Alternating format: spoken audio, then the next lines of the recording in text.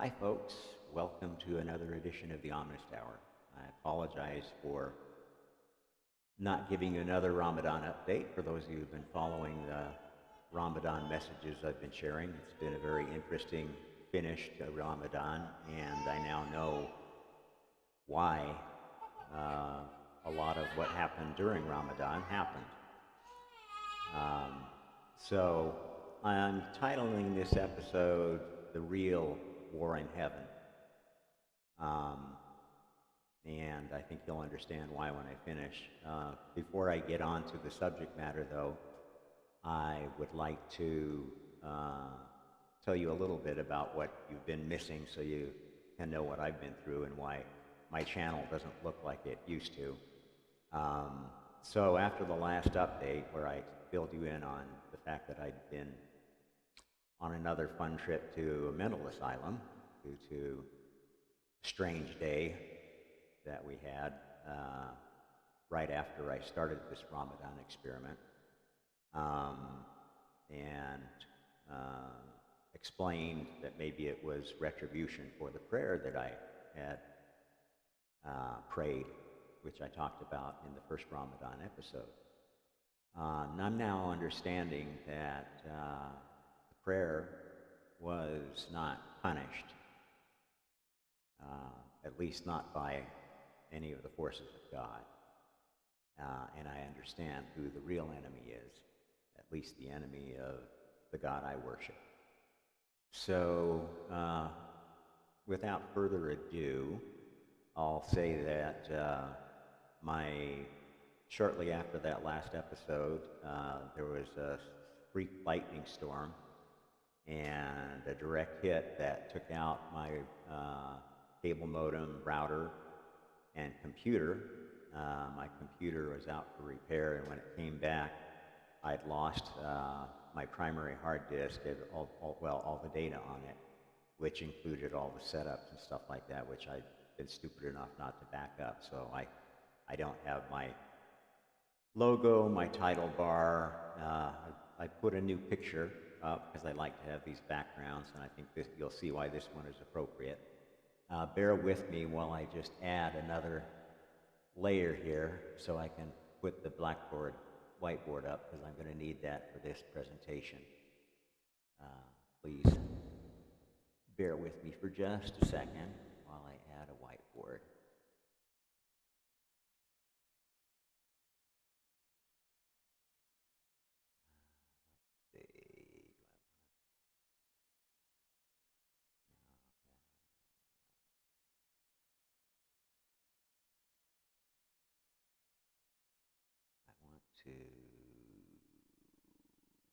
Why doesn't it have a whiteboard option like it used to? Sorry, folks. I'll say, okay, there's whiteboard. Draw on desktop. So, can I draw here now? Let's see. Let's turn the whiteboard on. And can I draw there? Oh, I have to, I think, add the whiteboard there.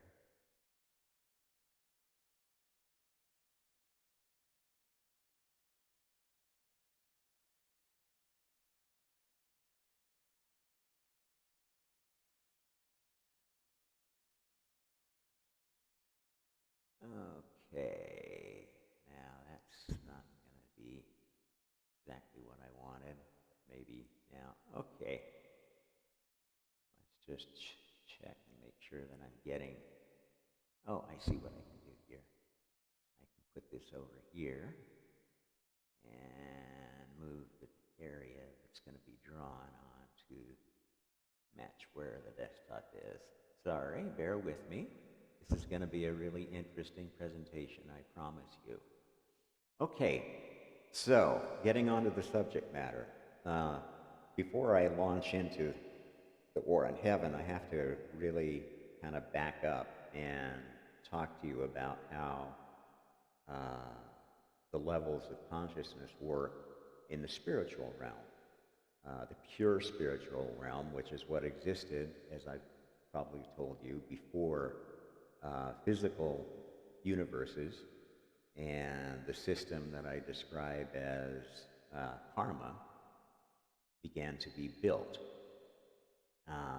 So let's drop back to the very beginning, before time, before anything, when the universe was essentially a spiritual one, pure spiritual, made up of individual consciousnesses at various levels of consciousness, because that was a system that existed even before then. Who created that system, I can't tell you. But the 12-level system came into existence, maybe along with consciousness, or maybe was there by some greater God of some greater multiverse that created our multiverse. So I'll leave it to philosophers and physicists to sort that out as they do their experiments of the mind or of the physical world and the spiritual world, which, as I've told you, and you could be aware of yourself if you do your own research, there's becoming a much tighter link between spiritual science and materialist science. And many of the leading edge researchers in all fields are coming to find that you cannot really understand the workings of the world, the multiverse, without having some spiritual component of your explanation of the organization of things, if you were, and the causality of things and the progression of what happens, which in many cases violates the laws that physicists have given us based on pure materialist considerations. Okay, so let's go back to the very beginning. So in the beginning, there was a spiritual realm composed of individual consciousnesses. Those consciousnesses, let's represent by, let's get something to draw with. Let's make them blue, kind of a neutral color, I guess.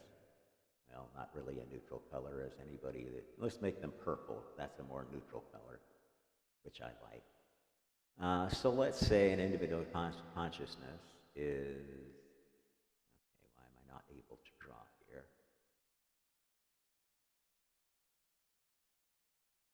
Can I draw here? Well, this is not going to help me if I can move this area there, but I can't write in it because it's being, well, pardon me, I'm still trying to figure out how to get this whiteboard thingy working.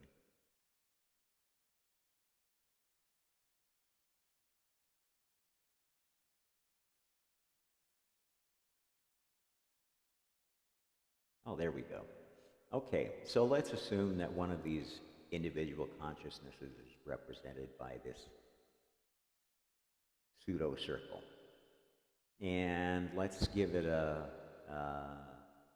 level, which actually, you know, I've been saying there's 12 levels, but there's actually a 13th one, which is essentially level 0 consciousness.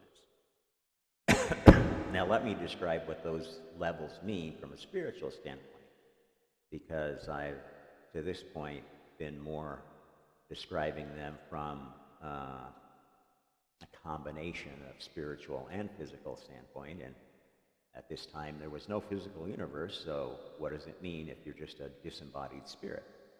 Now, level 0 consciousness is basically unawareness of even having consciousness.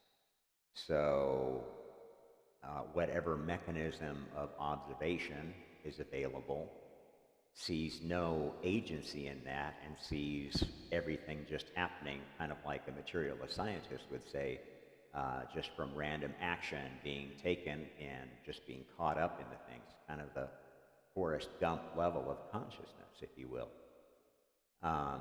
Now, some souls stay at that level of consciousness permanently, and I think you probably know people who really aren't aware of any agency in their life and think everything just happens to them and is somebody else's fault, is just, the universe playing games with them. They think they're fated to have all these problems that, it's a very nihilistic, hopeless viewpoint, which has been very common in people since,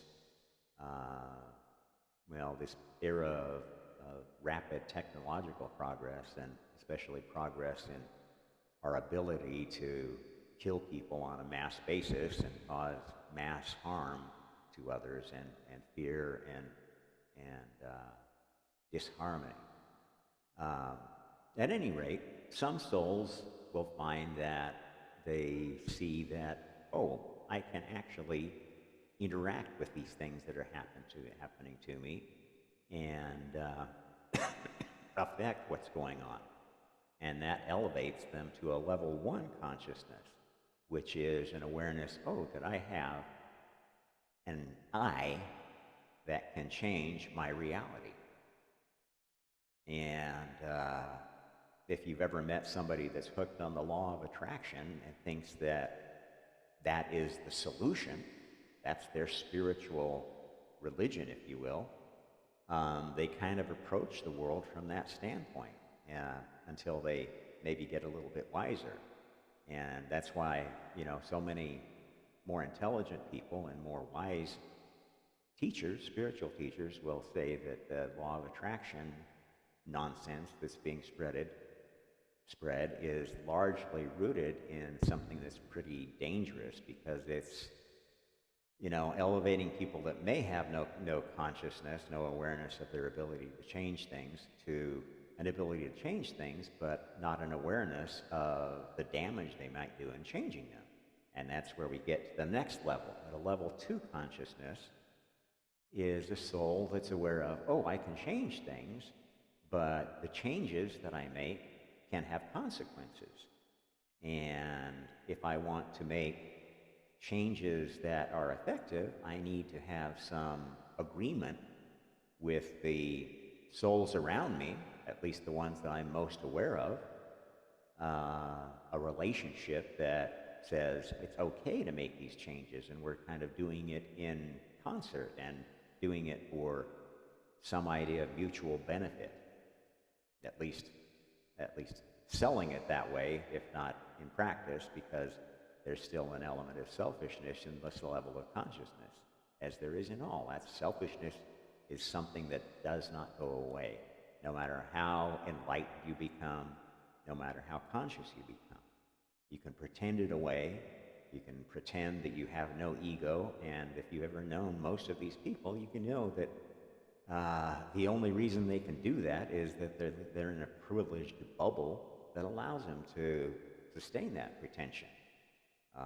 The Buddhist monk that's retreated to a monastery and who gets food donated by the peasants from the village below, and blesses them, and goes through rituals to make them feel that they've got a spiritual friend in their Buddhist monks. This is not, ask what happened to those monks when their monasteries were invaded by Chinese communist troops. Their sense of not having an ego quickly faded, and they became, like anybody else, very concerned about what was going on and what was being done to their people, and wanted to fight back, rightly, and with absolutely justified intentions. And anyone who didn't, which I think to a large extent includes a lot of the Dalai Lama's followers, just said, well, this is not real, this is not really happening, I'll just leave and I'll continue my mission of spreading love and light and wonderfulness outside of this, and kind of divorce myself from all the bad that's happening in my country. And I think you probably, if you're aware of the Tibetan situation, Buddhists that have fallen on both sides of this. The Buddhists that have become more Zen in their understanding of the world, and there's ones that have retreated to this, it's all an illusion, everything's really wonderful, just pretend that it's going to be good, pretend that everything good is going to happen and everything will change around you because of this crazy, stupid law of attraction, which is not really a law. It's a bastardization of the laws of spiritual energy, which are much more complex than just I get what I wish for. Okay, so level 2 consciousness. When we get to level 3 consciousness, this is awareness that we don't just need to work within individual relationships, but we need to work within communities, groups, tribes, organizations. And that our affinity with these organizations affects how much we can control our environment, how stable our environment will be, and how permanent it will be, and how much karma we might be taking on. It's the beginning of awareness of karma here, not in a spiritual sense, but kind of just as an observational sense of, like you would observe, the laws of physics, equal and opposite reaction. Not with any belief or any real knowledge of what causes it, but at least enough knowledge to know that you maybe need a protector in whatever reality you have around you, which you don't really fully understand or perceive at this level of consciousness. Okay, you go from there to level 4 consciousness, which is the last level before you kind of enter a spiritual awareness. And this level 4 is an understanding of basically kind of a battle between groups, and of having to take sides, and knowing that you can't just be neutral in what's going on, because you're going to get sucked into the battle, or you're going to get harmed by both sides, who, once they realize they can't coerce you into playing on their team, see you as just an unnecessary resource, which is to a large extent the place where many of the political and economic leaders of our world are right now, who have no spiritual awareness, who are maybe atheists in their leanings, and believe that we've reached the point where the mass of humanity is useless fodder that doesn't produce anything useful, that's just addicted to streaming media and social media, and is just like excess population that they need to reduce if the rest of the useful people are going to survive. And this is how many of our world leaders think, and is what's behind a lot of the dystopian agenda of the Global Economic Forum, which you've heard of, and folks like Bill Gates, Charles Schwab, or what's the guy's name? And anyway, they're talking a lot about it, so I'm not gonna get all political on this. I don't want this to get blocked, because it really is a very spiritual discussion. I'm just trying to give you real world examples which you can find discussions on with people that are more politically motivated. Anyway, that's 4th level. 5th level of spiritual awareness is now getting to how I've described it before, as an awareness that there is something other going on that has a spiritual component, that an awareness that there must be some kind of creator that set up the system that we work in, and that the system, at least that's been set up, is more powerful than the groups that are fighting for supremacy within it. Okay? And from then on, it goes pretty much, the levels of spiritual awareness kind of follow a same pattern of being aware of different levels of spiritual organization. The first level is kind of an individual relationship with God, which is kind of where many Christians are at, where they think it's just me and God, and what's going on around me, if it's bad, is anti-God people, and what's going on that's good is proof that my personal relationship with God or Source or Allah is protecting me. Sixth level of spiritual awareness is an awareness that what you're doing is affecting what it is, and maybe your God is not the only force at work here, and it's, the awareness of maybe a duality. It's when people start, saying, oh, I've got to add to my one God religion this anti-God, Satan, Lucifer, or whatever you want to call them, to explain the evil that seems to be able to happen, even though I've done everything I was supposed to do to please God. Seventh level of spiritual awareness is then, as you might think, understanding that you're part of teams that have different levels of understanding of God and worship different gods, and maybe starting to realize that spirituality is something of a tribal thing, and you may still be very tribal at this point. You may still be a Christian, but you're going to be more of a fundamentalist that sees everything as a war between spiritual forces that are challenging your people and your God, and you have to fight them on a big scale. So this is a level that would cause things like the Crusades and these so-called what's the Muslim term for it? The fatwas, I forget what jihad, the jihad mentality among Muslims, which was not originally a warlike religion. It was a religion of peace. It was a proselytizing religion because they believed they had a better understanding of God than the branches of Christianity had, and were setting up a less corrupt version of interpretation of the book, the Bible, which they felt had been kind of misused by what had been done with the teachings of the prophet Jesus, is the Muslim view of things. Okay, so the eighth level of spiritual awareness is coming to an understanding that all of these religions have components of the truth, but none of them are the absolute truth. And it's an awareness of needing to integrate these different forces and not dumb them down to the lowest level, because that would be returning to fifth level or first level consciousness, which is kind of the idea behind cosmic oneness or communism,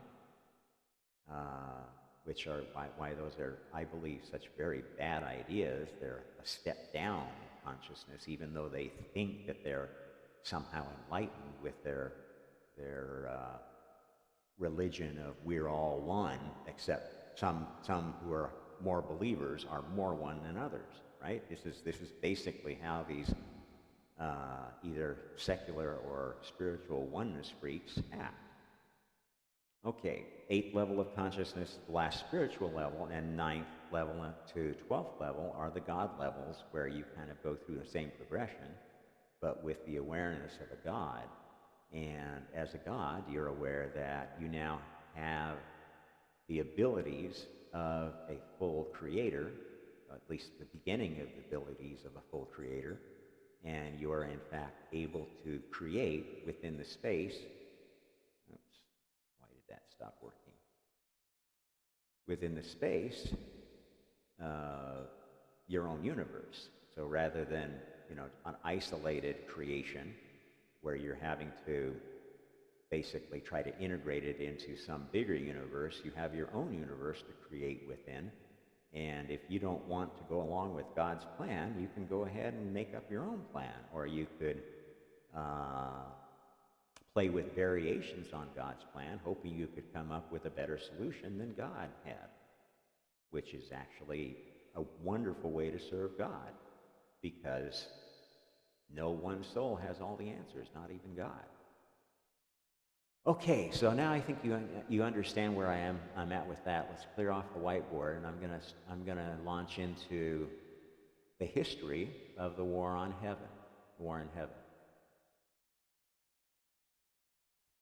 Okay, as souls began, in my view, and I can tell you that I've had strange revelations that back up my view. When I think about problems spiritual, I contemplate them for a few days, and then I'll have one night of sleep where I suddenly get the answer, which is similar to how I think most highly creative people who specialize in music or art or science will tell you that they've gotten their great ideas. Einstein, Mozart, Beethoven, you name it. This is, poets will describe this. Writers have written about this process in detail, and they know it's a spiritual process, and they'll often equate it with the muse, which I may touch on sometime and explain why the muses are still a thing, even though most of the rest of Greek religion has fallen by the wayside. Okay, so let's take this protoplasm of level 0 souls and look at two particular souls. We'll call one of them God,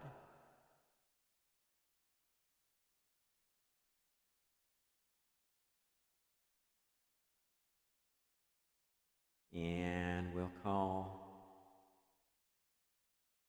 the other one, I'm just gonna have to draw this in a different color than purple. I'm gonna paint it black because I'm absolutely not on the side of this other soul who is very powerful. I would characterize this other soul as anti-God, in fact. But I'm going to give you a name that I think is more relevant in cultural terms, modern cultural terms, and I'm going to call this other prototypical soul Borg. Why do I call it Borg? Because from a spiritual standpoint, God who demands absolute control, absolute authoritarian control, the domination of every mind, that tells you what to think, when to think, how to think, what to do, how to live, what your mission is, spiritual, is effectively a spiritual version of the Borg entity that people who are familiar with the science fiction series Star Trek know is this, very powerful species that they run into that works through mind control to bring you into assimilation with this hive mind. And this is essentially how this other spiritual entity views the right way to administer the community of souls, all souls, which is, there's bazillions and bazillions of souls all throughout the multiverse that inhabit everything from elementary particles to star systems to galactic clusters to universes themselves. Okay, so God and Borg just happen to be the first two souls that got from, let's go back to text boxes here.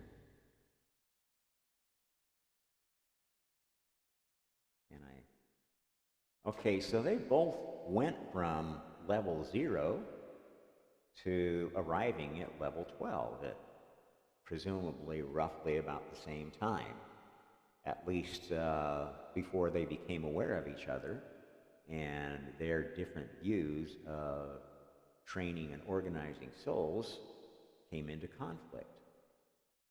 Let's go back over and see if we can kind of add that nuance to God as well. in our godly color of purple. Oops.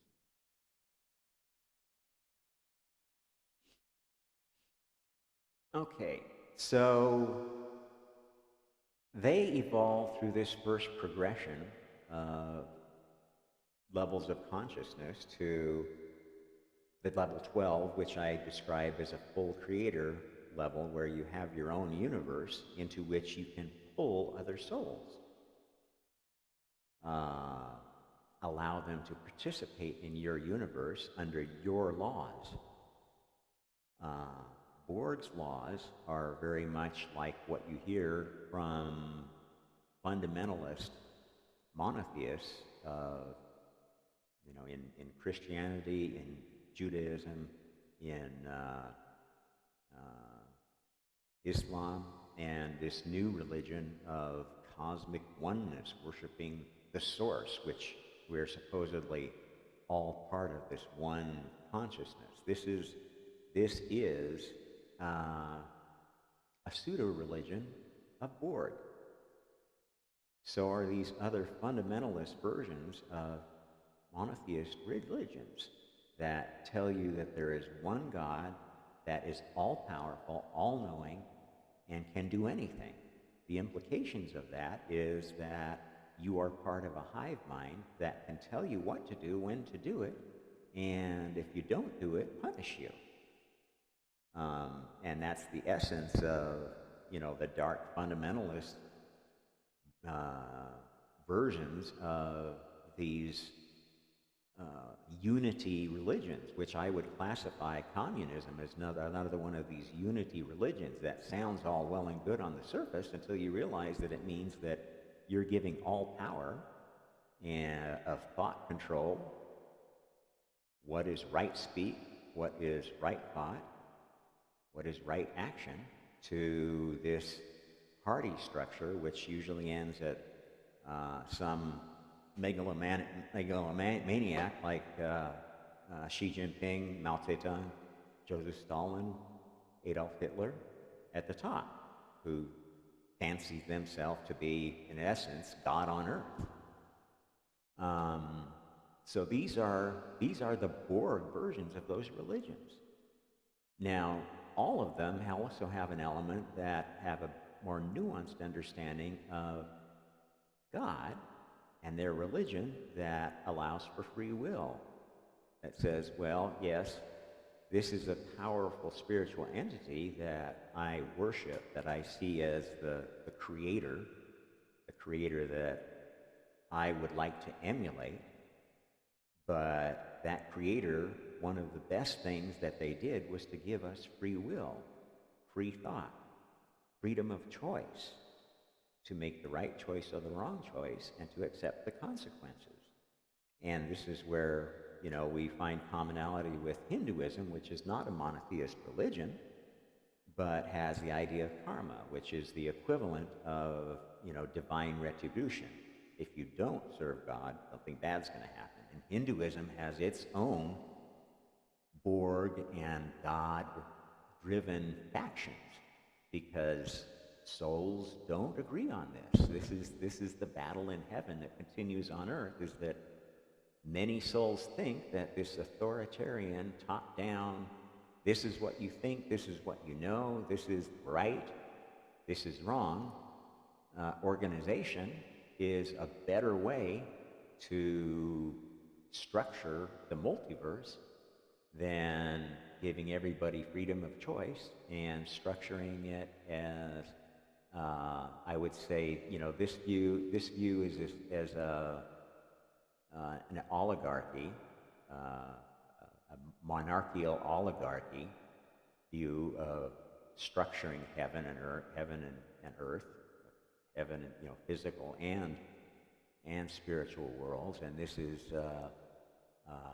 basically a constitutional monarchy version, where God is basically mostly kind of a relatively powerless figurehead of a very large organization of people trying to do the right thing as defined by the laws that God and his senior partners in creation, who have also reached higher levels of consciousness, have decided are the best way to give a good set of equitable and just laws to souls of all levels. Even if they're just starting out, they're going to need more laws, more regulation, more control, more direction than more advanced souls who are given more freedom and more power.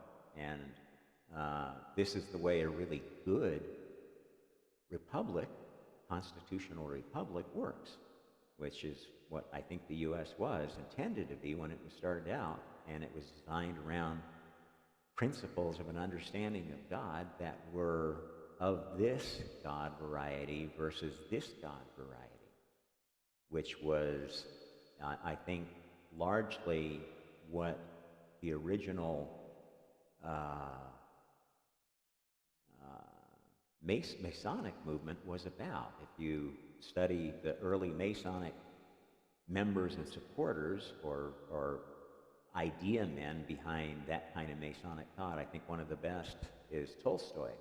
If you understand the writings of Tolstoy, he was not a Mason, but he saw what they were doing and was very friendly with many Masons and tried to guide them towards not falling from this view of a structure, a right structure of heaven and earth, to this view of an authoritarian structure of heaven and earth.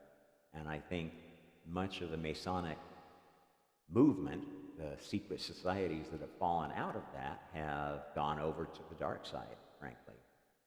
And I'm sure that there's still parts of it that are fully in league with God's plan. And this is the struggle that's been going on since early on. And how it built up is basically Borg pulls souls inside its universe. So over time, this Borg universe has grown has grown huge, with a whole bunch of souls that have basically given their allegiance, sold their soul to Borg for security and happiness and the fulfillment of their dreams, as long as they do what they're told, if they are ever needed to act on Borg's behalf. And if you know anything about how communist parties work, communist countries work, this is exactly how they behave. They actually let citizens do almost anything they want until they come into conflict with some party member at some level and get squashed. And when I was in China, I saw a business that was literally closed and everything confiscated, and their owners disappeared overnight because they became unfashionable. This is what I saw happen to DVD sellers when they first started cracking down on the bootleg DVD thing. They did token raids on DVD sellers and would warn the Han Chinese ones ahead of time and go round up all the Tibetan and Uyghur and minority sellers, showing the West, see, we're trying to comply with your concerns about our stealing your entertainment property and not paying you royalties. And then when they cracked down further, then they started, coming down hard on the Han Chinese ones, at least the ones that weren't connected with the party. The ones that were connected to the party were pulled into these new organizations that, when the DVD craze started passing, they started up these streaming services, kind of like Netflix or Amazon Prime. Only the Chinese version started out with basically, why go buy a DVD? We've got all the favorite Western movies that most people are asking for right here. You can download them. And so throw out your DVDs, because you're probably going to be prosecuted for having them now that we're trying to comply with Western laws. Well, they smashed the bootleg DVD industry overnight doing that. People said, well, I don't even need to keep these things. It might cause me a problem, and got everybody on this new streaming service. Well, after everybody was on the streaming service, then this Western content, which they had no right to put up there, but were still doing it, and somehow the rights owners in the U.S. were not complaining about it, which is surprising. They just, or maybe they were, but they eventually just started removing the content. They still had the links. The last time I went to China, I was at my ex's parents' house, and they had cable. And when I went to the foreign section of movies on cable, 99% of the movies that I thought were there, when you click them, there's no content. Like you know, when you were on the internet and that you click on a link and just there's nothing there, which is pretty annoying, right? This just happens every day in China. This is how an authoritarian society works. This is how an authoritarian God works. And why you should never, ever, ever think of your God as being almighty, all-powerful, everything, can do everything, and can serve my interests. You're proposing something that is such a logical fallacy. I can't imagine how stupid you could be for thinking that an all-powerful God couldn't just tell you what to do, what to think, and that would be a bad thing. Eventually, when what you wanted to do, what you wanted to think, what you wanted to be was not in line with what they wanted you to be.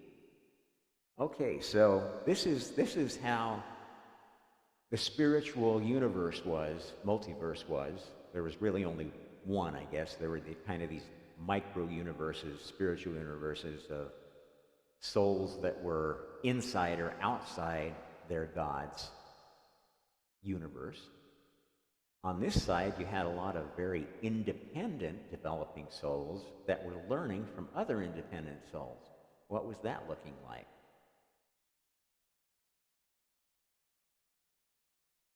Well, you still had God, who wasn't really growing more powerful and big because he wasn't stealing other souls. He was teaching other souls to be like him.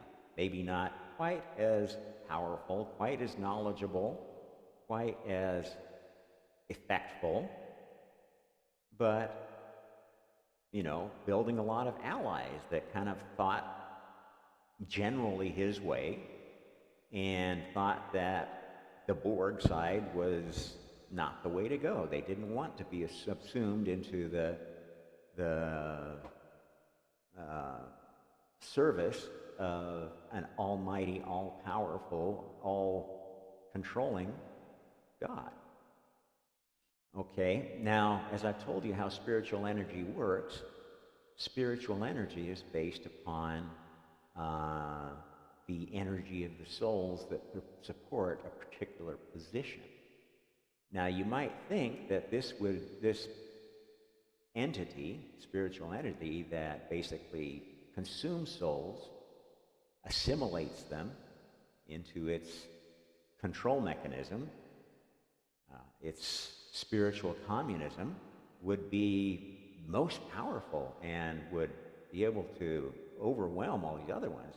But what in fact developed is that in this dark universe, these captured souls, let's maybe mark those in white, because I kind of see them as victims rather than actually enemies. These captive souls tended to develop much more slowly because their development was arrested by the fact that they had to work within the rules of Borg. And any thought, any creation that Borg did not like was punished. And that soul was basically controlled not to have those thoughts and not to consider that direction of thinking. And so the Borg universe developed a very stifled bunch of souls that did not develop to very high levels very quickly, not without basically becoming, you know, just a carbon copy of Borg, basically. Mini authoritarians, which I think if you've ever lived in an authoritarian country, you see at the lower echelons of like the Communist Party. The local party chiefs think of themselves as mini gods as long as they don't raise the ire of somebody higher up in Beijing. And in fact, the spiritual energy of this group pretty much balanced the spiritual energy of this group. Even though this group had fewer souls, they were souls of a higher level with more power and more freedom of action and more creativity. And essentially what developed eventually was a balance of power, a tenuous balance of power, where Borg was always trying to pull souls through mind control techniques, through ego manipulation, if you will, through mind control. This is how communist parties mind control people. They manipulate their minds through their egos. They give them things that, oh, look, you've got this thing that the West doesn't have. You can go open a business wherever you want, and we don't put you through, all these processes of justifying your business and proving why you should be able to open there, and how it's not going to affect the other businesses nearby and cause some sort of long-term harm to the community.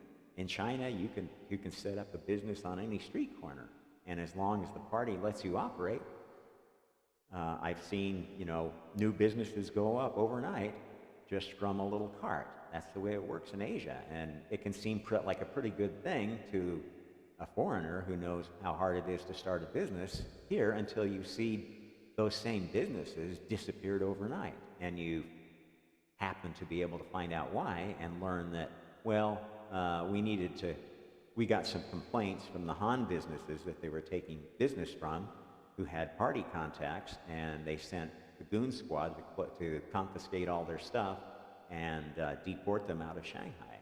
And that happens all the time. That's why communist systems have, in China, they call it hukou. It's like a prison system where you have to get permission to leave your home place. And you don't get to change your hukou and get the benefits of another place, even if they let you move to Shanghai and work there. All of your business has to be taken care of in the place of your hukou. And if you ever step afoul of Shanghai authorities, or they just want you out of Shanghai, they can deport you from Shanghai and force you to find your way back to your home city where you have your hukou and you're allowed to live legally. And I think if you know many Chinese people, you know how much heartache that this has caused people who just were trying to get ahead in the world. And especially now, with all the stuff going on with those insane zero COVID policy lockdowns that are going on over there, which you can also find many people who will tell you the horrors going on in China. At any rate, this tenuous balance of power existed for I don't know how long. There was no time yet, so there was no sense of how long it lasted. But God 12, maybe it wasn't even God 12 yet. It might have been only God 9 at this point. I think God 12, God didn't really get to the 12th level of consciousness till he started realizing how he could defeat Borg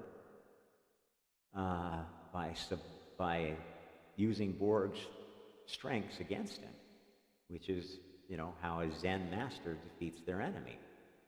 And is the difference between good Buddhism and dark Buddhism that turns people into servants, willing servants of whoever controls the place that they live in and tells them what to do, when to do, how to be good, how to be bad, what to think.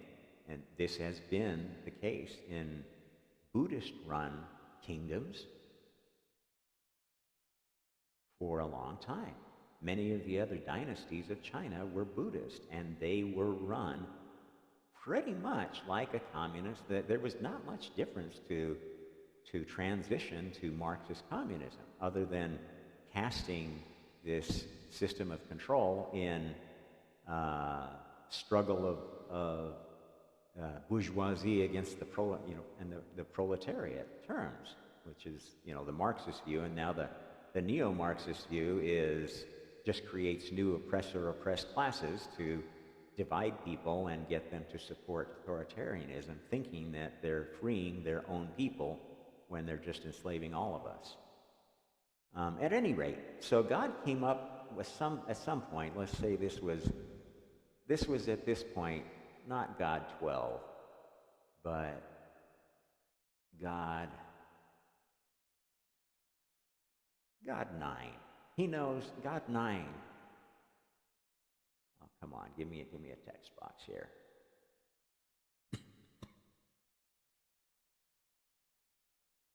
God 9 knew he had a spiritual, or maybe God 10, because God 9 may not have been aware of Borg.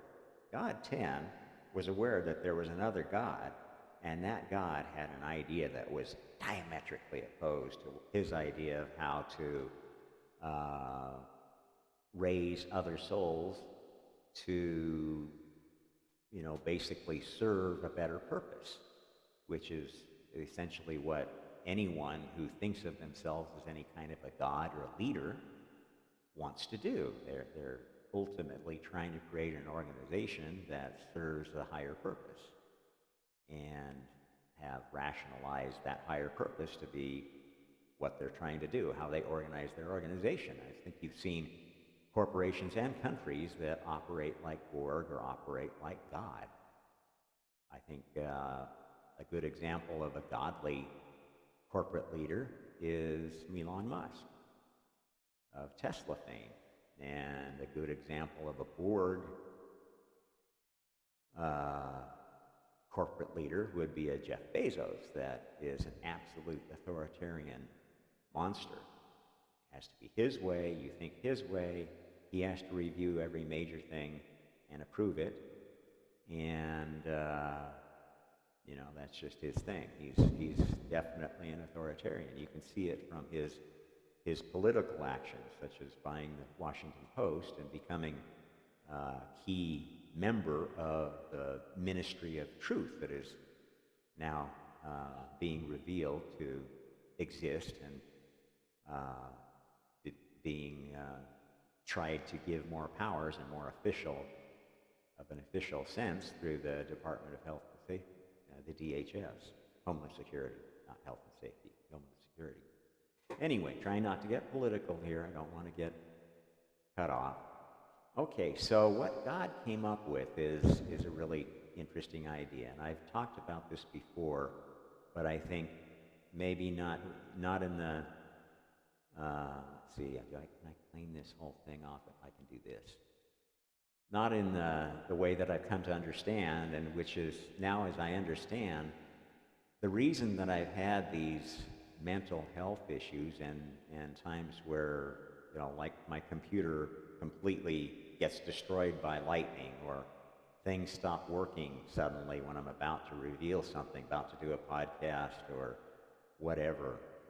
These dark events, these dark nights of the soul, were not caused by anything having to do with God's side or the message I was trying to spread, or me not being wanted to reveal something too soon. They're actually the actions of people and entities that are aligned with this Borg God, which is, this battle is still going on.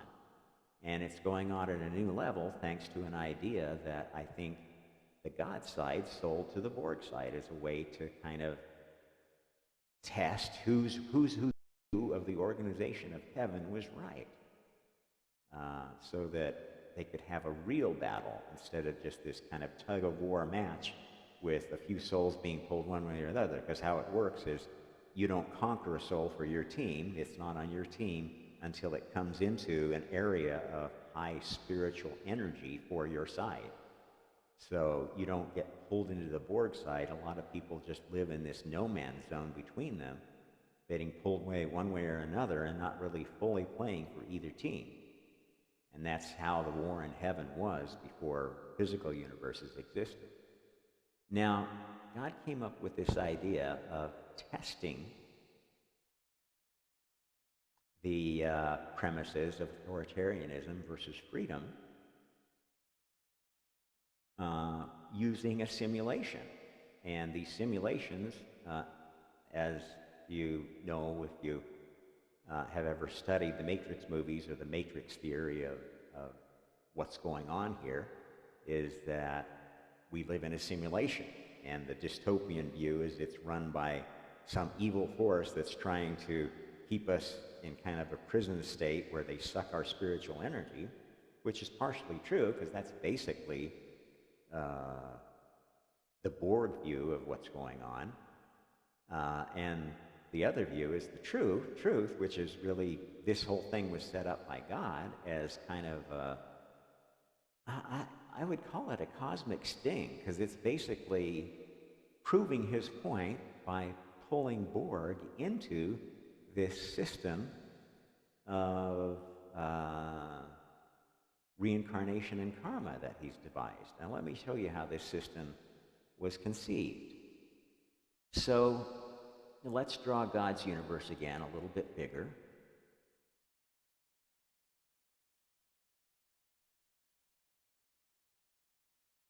So God at some point said, okay, well, you know, Borg, I'll admit that it's possible that you could be right because we can't seem to, resolve this dispute. We keep exchanging a few souls here and there. We're at a stalemate in terms of our ideas of the organization of heaven, and it's very stressful. It's very emotionally damaging to both sides.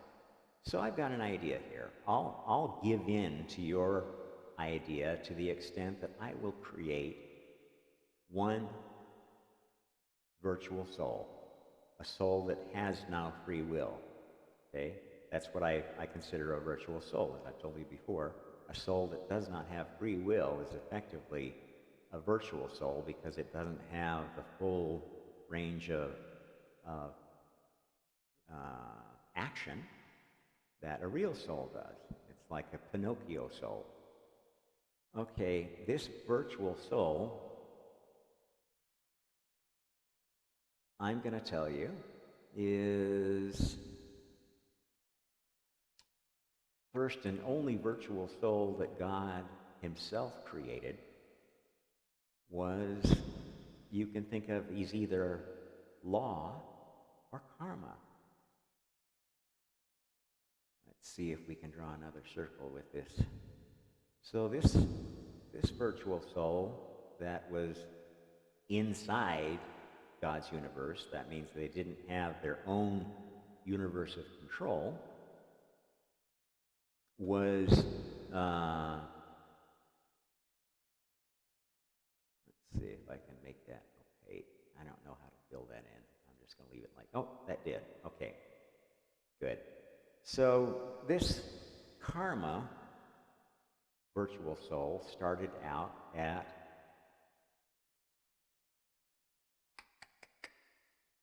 like any other soul at level 0. So let's call this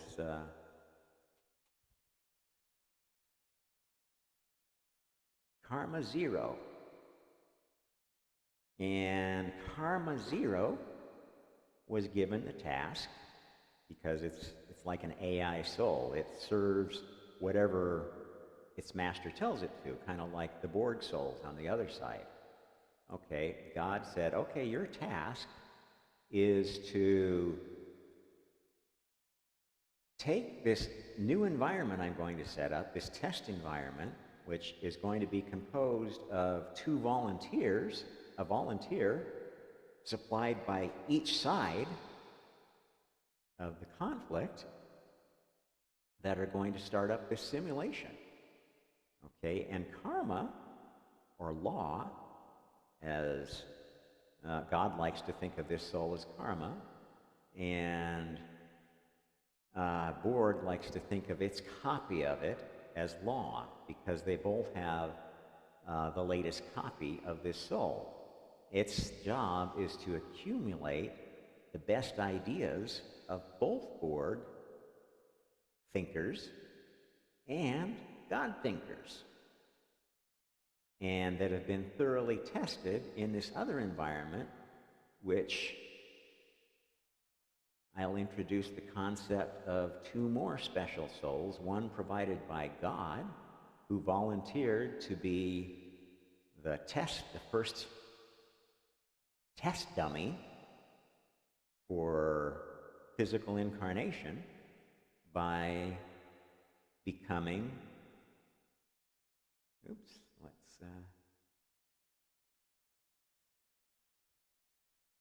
the male demiurge, or Lucifer, who is a servant of God who volunteered to take on incarnation as the, quote, positive universe, representing the initial ideas of God, and another soul, which I will call the female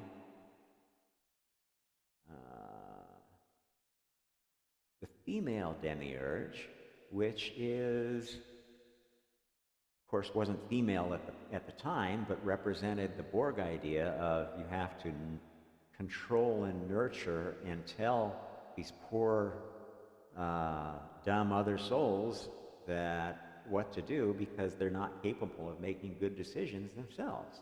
The nanny state. That's why they call it a nanny state. They give it a female connotation because nannies are usually associated with a female role, a substitute mother. And this is what authoritarian states are like. And let's draw this in blue because it kind of represents the political divide that's going on right now in the United States.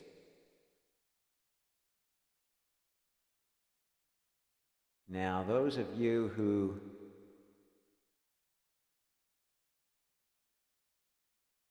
have been following physics will kind of recognize this as what physicists are starting to say there's good evidence for, that we are not part of one universe, but a part of a universe pair that started with the Big Bang.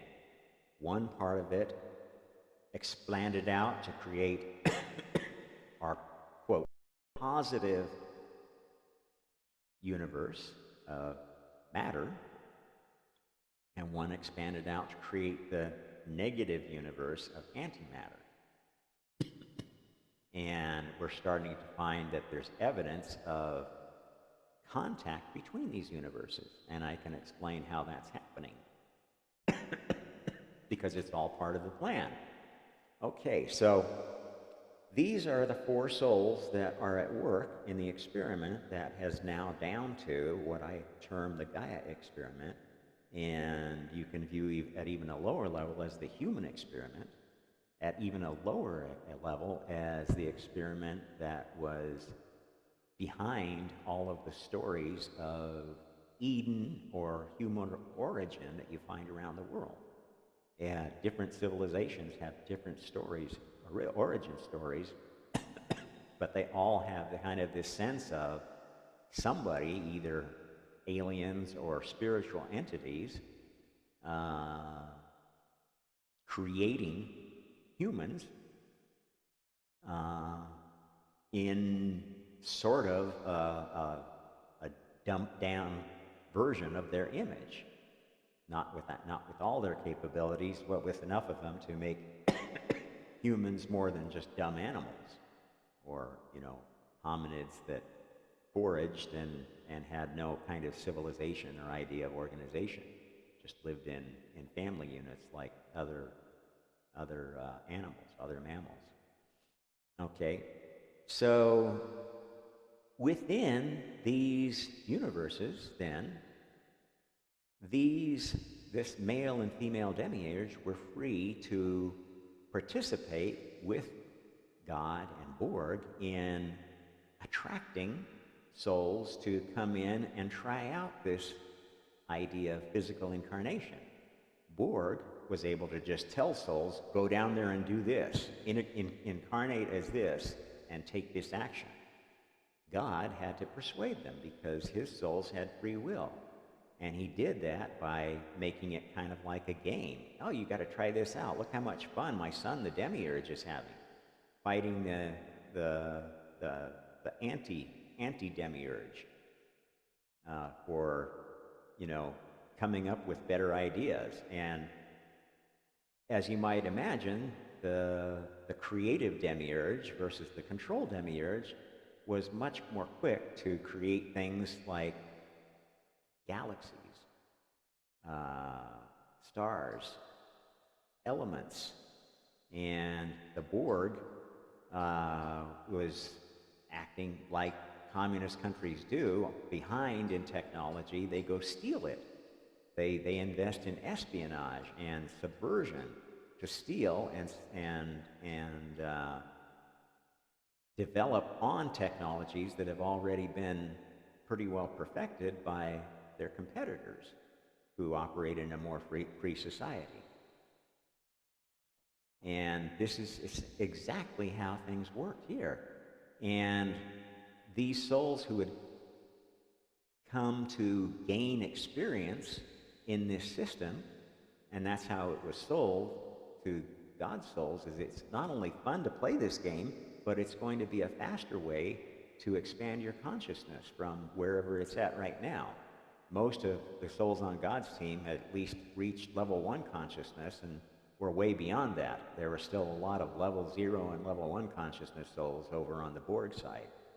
And Borg has, still a lot of those low-level souls, although many more than they realize have come to have their own understanding of God, even in their limited vehicles of consciousness.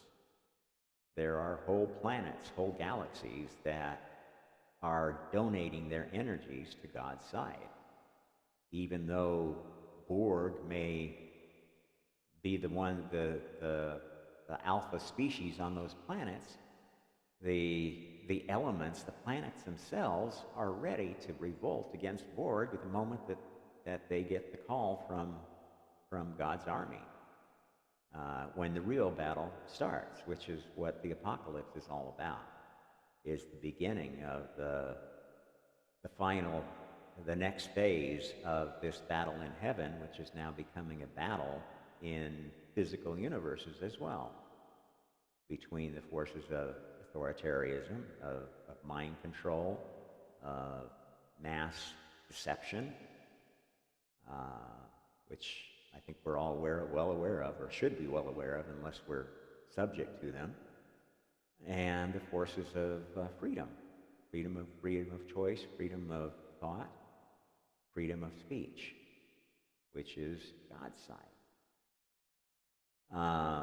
Now, in this process, I can tell you that both the male demiurge and the female demiurge, in going from level 0 to sometimes level 12 and then incarnating again and having to go through the process, because it's not going to be done until the final phase of the last experiment is done, and then the experiments start.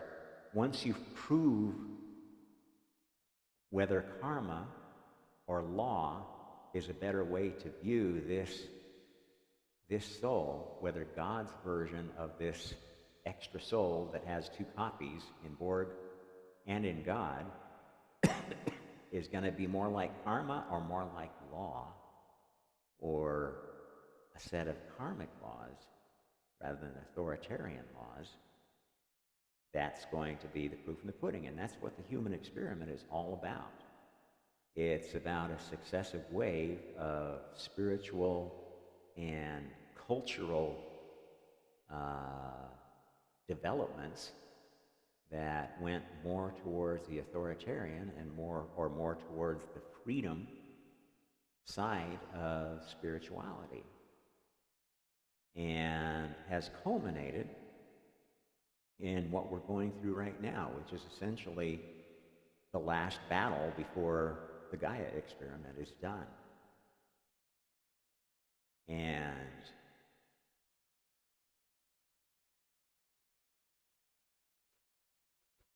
as prophets have told you, maybe not in so many words, that that event is going to be signaled to be done and for God to have won the battle by an incarnation,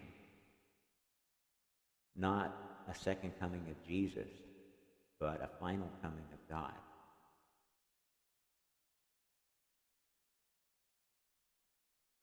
A God that has learned through his own system of karma that he's right, who will never enslave another soul, who is ready to free karma herself, to have her own free will and do what she wants to from now on in the physical world, in the spiritual world, or anywhere else.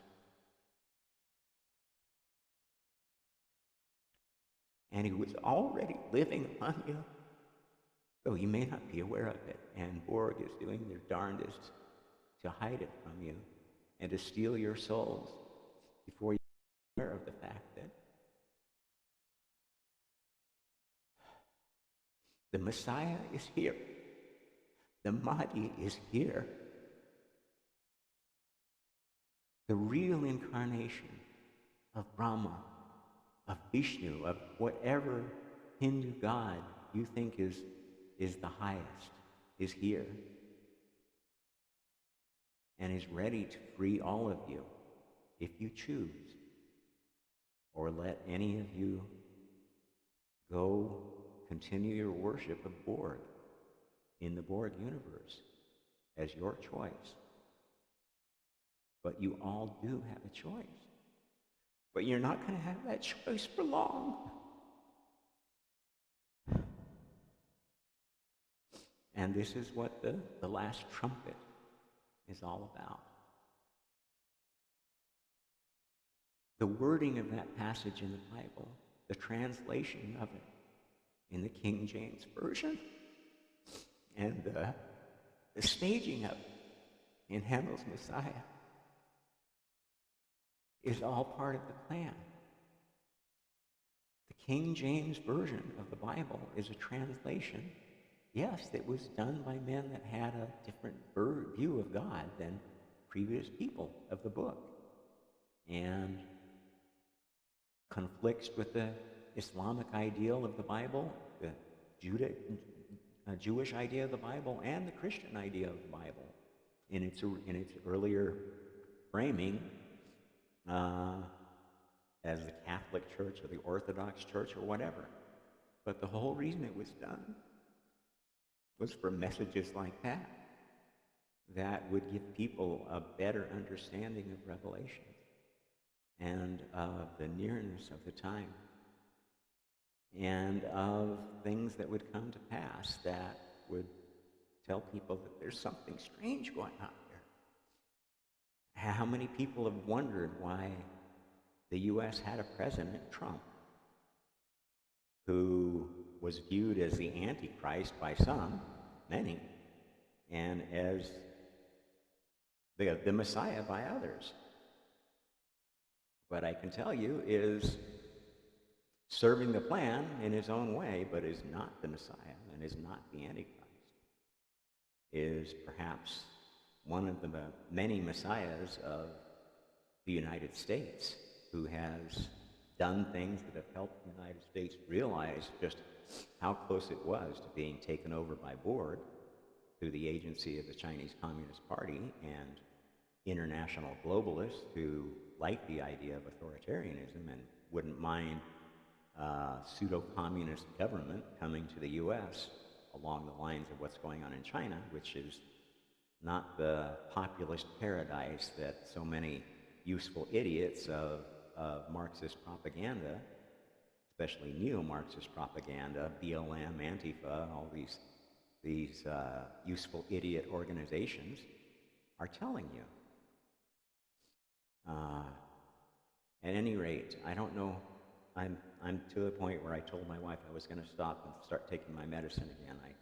I ran out, and that's how I'm able to talk to you right now, because she still thinks I need this psychotic inducing medicine that they put me on in the hospital, and it makes me pretty much incapable of collecting my thoughts to do a presentation like this. I'm hoping she will come to understand that this explains the whole Ramadan experience and what happened with my prayer to relieve her demons who have been causing her suicidal thoughts, who, I can tell you that I met her because I had been planning to move to the Philippines, and I'd been dating a girl from the Philippines, and I've been trying to get there, but unable to get there because of the whole COVID thing. That's how I wound up in Indonesia. I was trying to get closer to the Philippines. And I thought I was finally going to be able to get together with this Philippine girl in Indonesia, because she was going to be able to get out of her country, and I still couldn't get into the Philippines because of their travel restrictions. And at the very moment she was about to fly, something came up and she was unable to fly, and it was because she had decided to go, instead of going to get a PCR test, had decided to go spend a weekend with one of her friends whose boyfriend had provided her a fancy pad, with swimming pool and kind of a condo arrangement, and she wanted to stay with her friend. And she was saying, well, actually, since my lease is expiring on the place you were renting for me in Manila, maybe I can go stay there now. I think I don't have to pay any more. And I was like, God, what is she doing to me? Does she really want to get together with me? Because the day that she would have flown to Indonesia, Indonesia announced that they were now requiring vaccines for people entering. I had been able to enter without a vaccine. I don't think that the vaccines are a good thing. I've read all of the information on both sides, and I choose personally not to get that medical procedure for myself. Anyway, this made me think, well, maybe I should just see who might be here in Indonesia, and maybe there's a nice girl that I can settle down, because I was really lonely at the time. And I was just running out. I'd been trying to get to the Philippines for almost a year at that point. So I thought, well, I'll just put my profile back up on Tinder and just meet a few girls and see what Indonesian women are like, because I'd never lived in a Muslim culture before and didn't know, what it would be like to date a Muslim woman or live within this culture. Well, long story short, one of the women that I met early on was my wife. And we started chatting, and after 20 minutes of chat, we just knew we both wanted to meet. And when we met, she came over to my place. She began telling me her story, and I told her my story, and she had kind of a similar story of thinking that she had something really good going in her life and having it totally destroyed. And she said that she'd been having suicidal thoughts and actually had tried to commit suicide. She had scars on her arms because her ex, who was well, I don't know how much she wants me to tell of this story, but I'll tell it anyway. CEO of a growing tech company, very, very rich and powerful guy, had gone through, I guess, maybe a Buddhist marriage ceremony, but he was actually still married to somebody in Taiwan. Maybe even had 3 wives. She's not really sure. This kind of stuff that happens in Asian cultures and is not really frowned on, because Muslims are allowed to have multiple wives. And at any rate, he had apparently married her in some Buddhist ceremony in Bali, and they were going to have, she wanted to have a child, and had prayed to Allah when she was on one vacation for a child, because she'd been trying to get pregnant and she hadn't been able to. And she got pregnant. Her prayer was answered. And then after she told her husband, she was pregnant, he told her, no, you can't have this baby. You've got to get an abortion. and he was really nasty about it, was going to basically manhandle her and force her to get an abortion. And she didn't want that. They had a big fight. She ended up hitting him and damaging his eye with her wedding ring, and him pressing charges and trying to get her put in jail for defending her baby from being killed. And when I heard that story, I saw the pattern immediately. A woman pregnant with a child that was a gift of Allah, the gift of the fervent prayer of a devout Muslim girl, and me happening across her with my spiritual path and what I know about what's going on. And it clicked. This is the boy that's destined to be the Mahdi, the real next prophet of Islam. And I knew that I had to become part of this girl's life. And so I wooed her. I offered within 3 days, I'd offered to marry her and give her my name and raise her baby as my own. And I gave her every proof I can. I bought a house in her home village so she could have a place for her destitute mother and destitute nephews to live, where we now live with them and support them. And I bought her another house because she wanted to have a place in Jakarta that we're having built right now. And I'm not a rich man, and it cost a fairly large portion of my retirement savings. And you may tell me that I was an absolute idiot for doing that. She thought I was for a long time, till she learned to trust me. And I hope at some point she'll learn to trust me enough to understand that my spiritual inclinings, my work, my mission is not just a mental illness, but is a very, very important task that I must do for the world, to give at least some souls a chance to escape from a fate that they wouldn't have chosen if they'd known exactly what was going on here. The battle in heaven, the battle on earth, the battle between authoritarianism, the battle and freedom.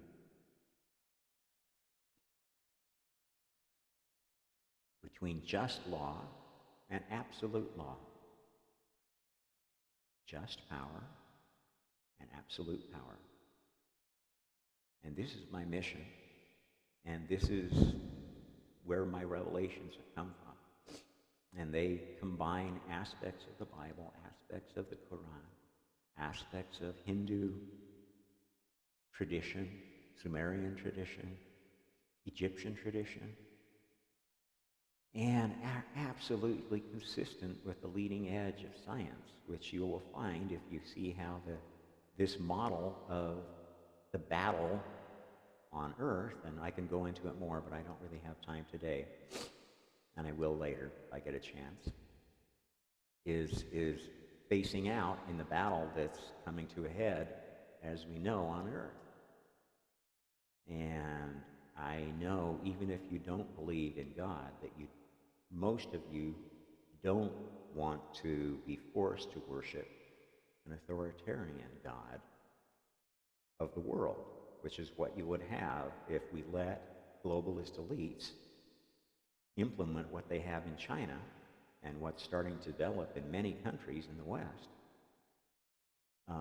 and is absolutely exemplified by this Ministry of Truth type organization that they're trying to push on us now through the Biden administration as a desperation attempt to try to stem the tide of all of the information that's leaking out about the lies that you have been told by commercial media, by your leaders, by assholes like Anthony Fauci, of the duplicitous things that they've been doing, secret labs in countries that are either our enemies or are on the border of enemy nations, or at least former enemies, countries that we should not be trusting to do our most secret weapons research. And are certainly not doing bioweapons research, which we're not supposed to be doing. And if Congress knew what was going on, would be very much against. Gain-of-function research is bioweapons research. It is no way, shape, or form trying to stop future infections. Well, now I know I'm probably going to get banned for this, but I hope at least some people will see it before they find a way to take it down or make sure nobody comes to my channel. For the Honest Hour, this is Rob Trump. I hope to be coming to you soon with more good news, because it really is good news if you just jump on the right train. Thank you.